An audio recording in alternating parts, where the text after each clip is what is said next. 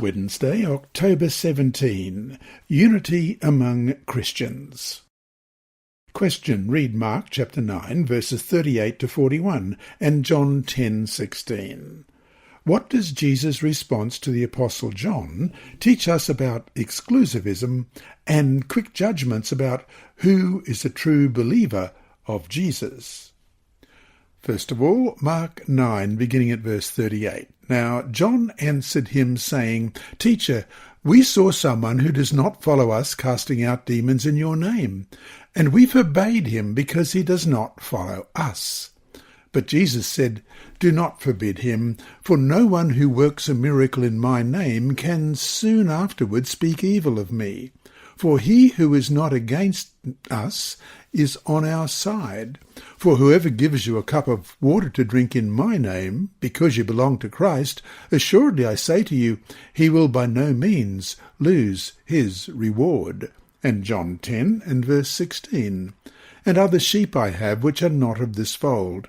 Them also I must bring, and they will hear my voice, and there will be one flock and one shepherd. Seventh-day Adventists have tended to understand Jesus' prayer in John 17 as directly applying to the unity of their church denomination.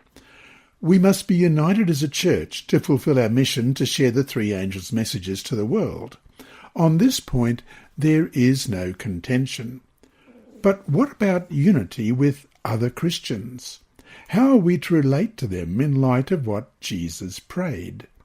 No question, we believe that God has faithful people in other churches beside our own. Besides, the Bible makes it clear that God has his faithful ones even in Babylon. Revelation 18 verse 4 reads, Come out of her, my people, lest you share in her sins, and lest you receive of her plagues.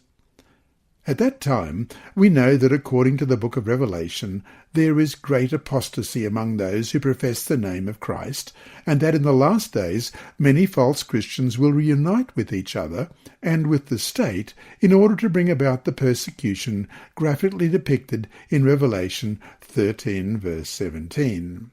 Hence, Adventists always have been very careful about getting involved in calls for unity with other churches, such as seen in the ecumenical movement.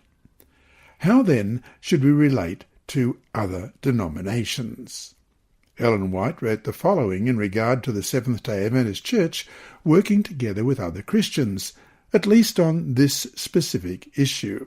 She wrote in Welfare Ministry, page 163, As the human heart submits his will to the will of God, the Holy Spirit will make the impression upon the hearts of those to whom he ministers. I have been shown that we are not to shun the WCTU, the Women's Christian Temperance Union workers.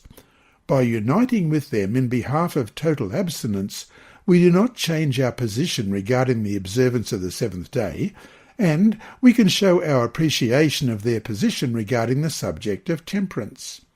By opening the door and inviting them to unite with us on the temperance question, we secure their help along temperance lines, and they, by uniting with us, will hear new truths which the Holy Spirit is waiting to impress upon hearts.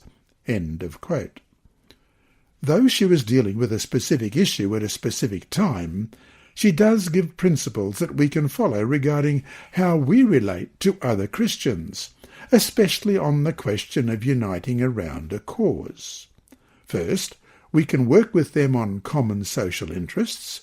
Second, if we do unite with them, we must do so in a way that will not compromise our beliefs or practices. Third, we can and should use this unity to share with others the precious truths with which we have been blessed.